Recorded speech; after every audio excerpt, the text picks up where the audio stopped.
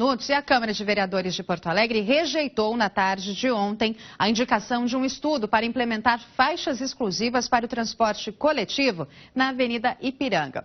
Paloma Poeta, essa proposta pretendia dar mais fluidez ao trânsito, é isso?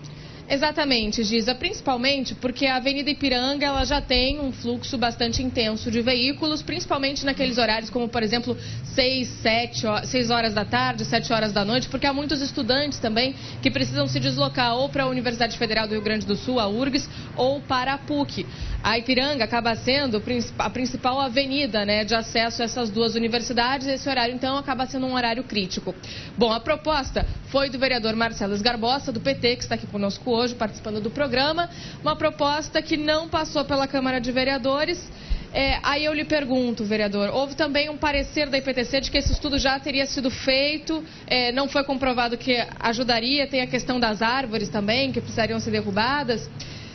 Há uma chance de corrigir, ajustar algumas coisas para tentar uma votação novamente na Câmara? Bom dia. Bom dia. Bom, primeiro é uma pena, porque pena que não passou na Câmara, com esse argumento de que a IPTC já está estudando. Bom, se já está estudando, por que a Câmara não poderia ter aprovado, né, ter se manifestado, colocado a sua opinião, aprovando o que no fundo é a priorização do transporte coletivo. É isso que a cidade precisa. Quem anda de ônibus tem que ter prioridade. Prioridade, inclusive, sobre quem se transporta de bicicleta, como é o meu caso, né? Então, o transporte coletivo está em primeiro lugar, depois o transporte não motorizado e, por fim, o transporte motorizado individual, o automóvel, né?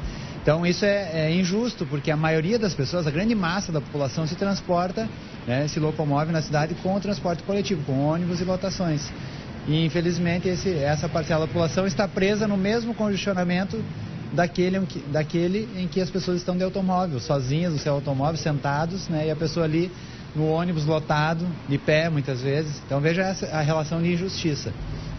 Seria, se fosse aprovado, se de fato se concretizasse, se houvesse essa faixa exclusiva para ônibus na Ipiranga, o senhor acredita que seria um atrativo para que as pessoas optassem pelo transporte público? Bom, o ônibus vai chegar rápido, vai dar tempo de eu chegar na minha aula, eu vou de ônibus ao invés, vou deixar meu carro em casa e vou de ônibus.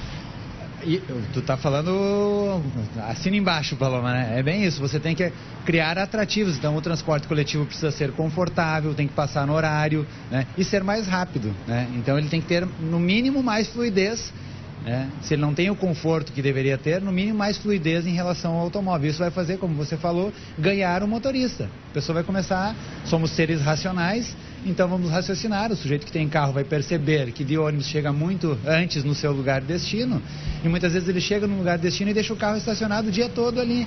Então realmente ele não precisa do carro para fazer outros deslocamentos muitas vezes. Veja que então não é tornar a vida do motorista pior, né? É ganhar ele para o transporte coletivo.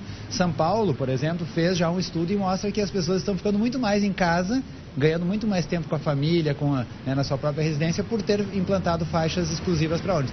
Aqui em Porto Alegre também não é novidade, a gente tem que reconhecer. Existe a faixa lá na Zona Sul, né, na Cavalhada e Nonoai, existe na Avenida Brasil, já se demonstrou um acerto, mas na Ipiranga não se sabe por que esse estudo nunca aparece, quando aparece é só verbalmente, se fala nessas árvores, então a gente não sabe bem o porquê.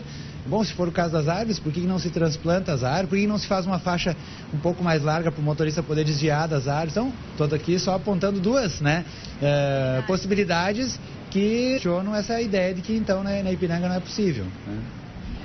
Bom, tem a questão das árvores, que claro, a gente não pode ignorar, né? Precisa achar uma solução para isso. Há esse apontamento, então, da Empresa Pública de Transporte e Circulação, a EPTC.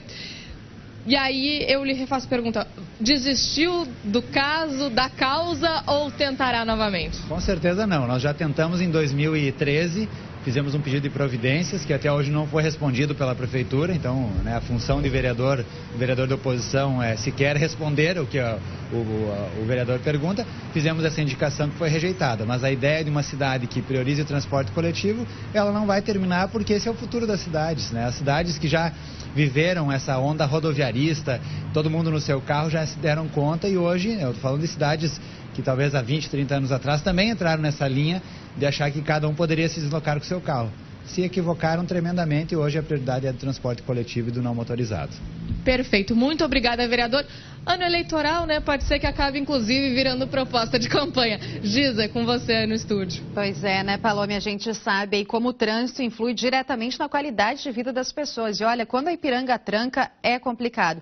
Além das universidades que tem aí no entorno da avenida, tem muitos condomínios que estão surgindo lá pro lado da Antônio de Carvalho, também Bento Gonçalves. Então a tendência é essa, cada vez mais movimento na Avenida Ipiranga. E a gente tem que procurar, sim, alternativas inteligentes para o trânsito aqui na capital e também na região metropolitana, para perder o tempo menor possível dentro de um coletivo ou dentro de um carro.